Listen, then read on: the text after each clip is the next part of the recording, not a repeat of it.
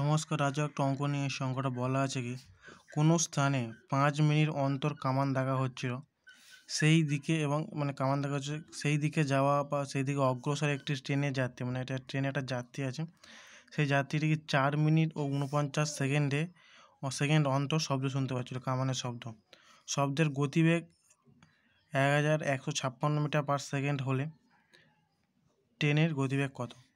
এই দিকে এখান থেকে কামান দাগা হচ্ছিল, কামানটা শব্দ গতিবেগ এদিকে যাচ্ছে আর ট্রেনটা এদিক থেকে আসছিল। এই ট্রেনের মধ্যে বসে থাকা এক ব্যক্তি 4 মিনিট 49 সেকেন্ডে শব্দ শুনতে পাচ্ছিল একটা কামান দাগার প্রতি দুটো কামান দাগার মধ্যবর্তী সময়।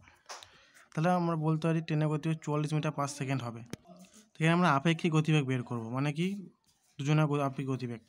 এখানে কি বলেছে যে 11 শব্দের গতিবেগ কত? 1056 মিটার, সেটা 5 মিনিট অন্তর ছাড়া হচ্ছিলো। তাহলে 5 মিনিটে 5 মিনিটে যত সময় যাচ্ছে সেই দূরটা ট্রেনের যাত্রী শুনছে 5 মিনিটে, শব্দটা যত দূর যাচ্ছে সেই সময়টা শুনছে 4 মিনিট 49 সেকেন্ড ট্রেনের যাত্রী। আমরা কী করবো, এইটাকে 11 উপরে যে শব্দের গতিবেগটা পুরো গুণ শব্দের গতিবেগ 5 মিনিটে যতটা যায় 1156 গুণ 5 গুণ 60 গুণ হয়েছে, কারণ 5 মিনিট বলেছে, মিনিটটাকে আমরা 60 দিয়ে গুণ করে সেকেন্ড করে নিয়েছি।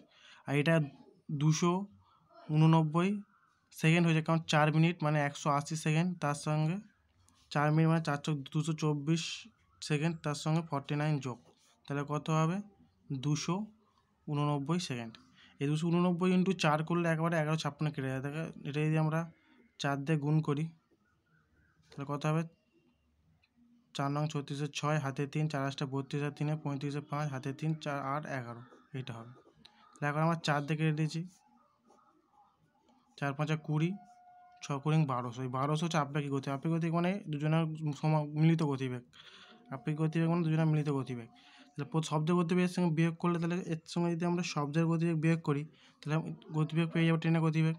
শব্দের গতিবেগ 1156 1200 বিয়োগ করলে 44 মিটার পার সেকেন্ড। এটাই উত্তর, 44 মিটার পার সেকেন্ড। অঙ্কটা দেখতে বড়, কারণটা খুব সোজা। আশা করি সবাই বুঝতে পেরেছো।